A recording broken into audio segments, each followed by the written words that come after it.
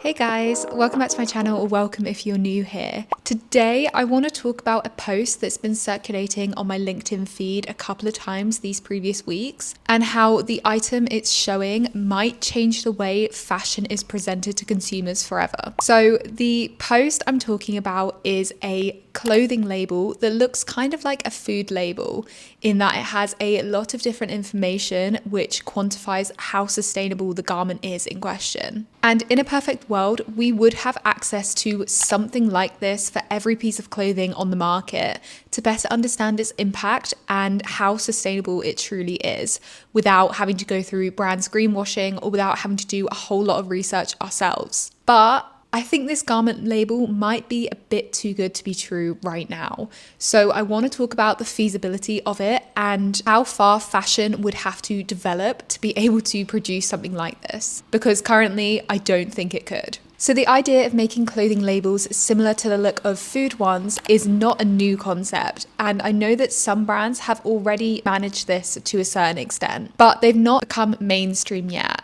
And I think the reason is brands simply don't want us knowing this information, or they don't have access to it themselves. But we're going to get into that. So like I said, the idea of having access to this kind of information is based on the food industry and how we distribute information like energy and calories and sugar content in our food. There was a time when our food did not have this information printed right out on the box. And when it was first introduced, there was a lot of great progress. Food companies began reformulating ingredients to reduce saturated fats and sodium, sugar content, and increase healthier ingredients like fiber. If bringing this concept to the fashion industry means that fashion can start cleaning up its act when it comes to polyester use or chemical dye use or any of those other nasty things that they currently do because they don't have a watchdog, then this could be a real force for change. It's definitely going to be an uphill battle though, getting brands to agree. So the person behind this concept is called Peter Gorse.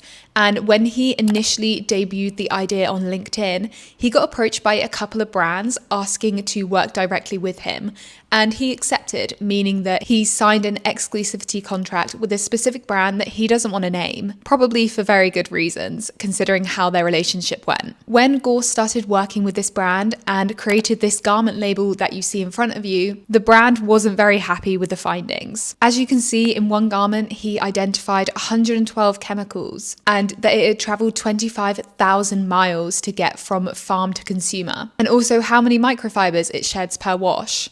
And these don't look good for the brand. They subsequently dropped him because of this, and he was left at square one after a few years off the market while he was working with this brand. So if we do want this to become a thing for consumers, then it's most likely only going to be available through government intervention. The thing is, this concept may soon be mandatory since the EU is hoping to introduce digital product passports, and the textile sector is on the top of their list of industries that need this. By the end of the decade, something like this may be mandatory for brands, but it will take a lot of work to get there. When I first saw this label on my LinkedIn feed, I had a few initial thoughts and questions that sprung to mind. One thing I immediately realized was this is a lot of information in a very small space. You might have to be an expert in fashion to fully understand this. I mean, does the average consumer know how many synthetic dyes in a garment is actually good? 112 seems like a big number, but people replying to the LinkedIn post that I initially saw were saying that it's actually pretty good considering how much chemicals we need in our clothing. One thing I think the food industry gets right and could potentially be applied here is a rating system, like a traffic light system. So we could have those synthetic dyes in red if that is truly a really high number, or green if that LinkedIn comment was correct. But we would need to standardize the whole system across fashion if this was going to be the case.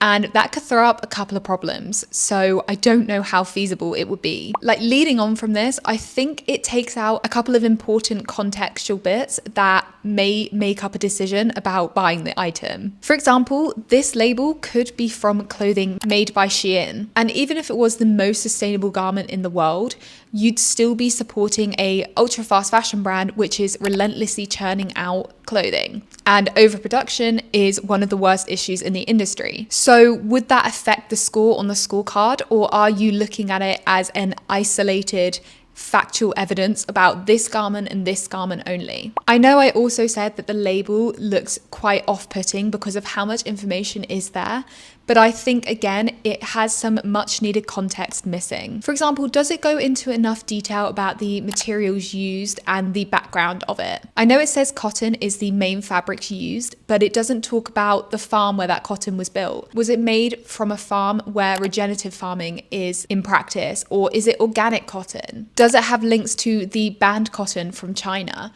I know that's a very extreme example, but we are missing that kind of context. I think it's also missing some customer instructions almost about how to keep this item in use for as long as possible. I know it will probably have a separate hang tag for washing instructions, but maybe there could be some information about recycling this product when it's at its end of life, or if you want it repaired or resold. I think another potential issue is how much information is available and whether it would be off-putting or not. And I know I just said, do we need more information on the label? So imagine it even longer. The thing is, I think initially maybe it would be off-putting for consumers who aren't used to this kind of information for their clothing and maybe don't think about it as much.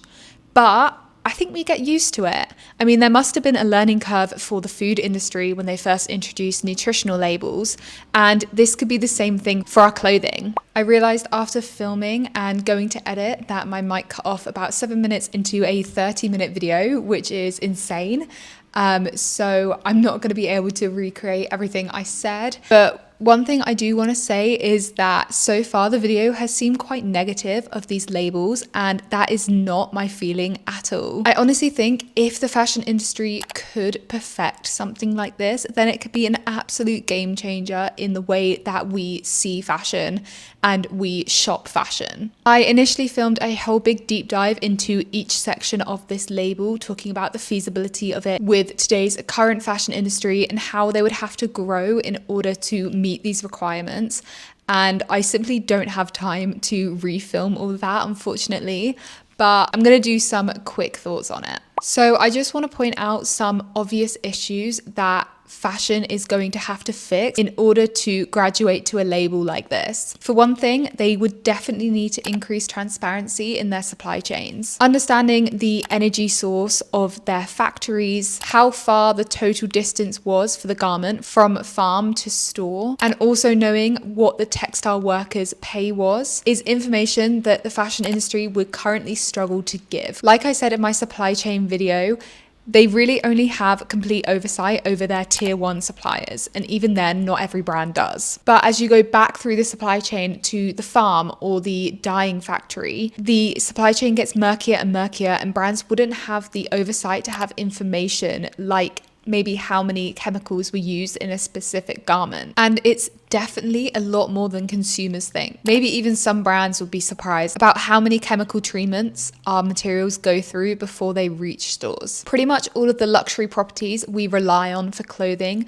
requires a chemical process, like machine washable clothing or non-iron or sweat wicking or waterproof. And like I said, brands will not be aware of every single chemical that goes into this process, mostly because they've never needed to in the past, and it's easier to not concern yourself. Specifically for the chemical section, I wanted to share a couple of figures that show how behind the fashion industry is on gathering this information. According to the Fashion Revolution 2023 Transparency Index, only half of the 250 brands they monitored publish a restricted substances list, which is literally the first step to understanding the chemicals in your supply chain. So you can see that for some brands, not even taking the first step to then have to go to this kind of level of transparency would cause a few issues. Even for the brands that do publish restrictive lists, it doesn't guarantee that these chemicals won't be in their clothing. There's been a couple of major cases of brands having to recall products because they contained dangerous levels of toxic substances. For example, in 2022, Primark had to recall a set of kitten heels because it contained dangerous levels of chromium. And those heels made it out onto the shop floor. They made it into consumers' baskets. So it not only proves that brands have little to no oversight into what's happening with their clothing until maybe a third party tests it and tells them, it also shows how murky the supply chain is and what might be happening in those dye houses that brands aren't privy to. And it makes me question who would be verifying that the items on this label would actually be accurate. Would there be a third party, say,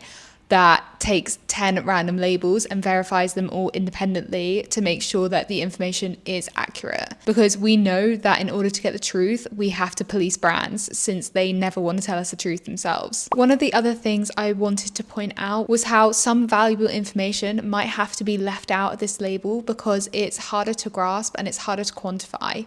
For example, the carbon footprint of a product would probably be a better indicator than the miles traveled through the supply chain, since it would take into account more metrics like how the items were shipped via plane or via boat, since we all know that by plane is much worse, but it definitely can be harder to calculate carbon footprint. And it may lead to misleading information if we're making a lot of estimates on the data on this label. I think we're unlikely to see this kind of information become publicly available in this way until brands are happy enough with their supply chains.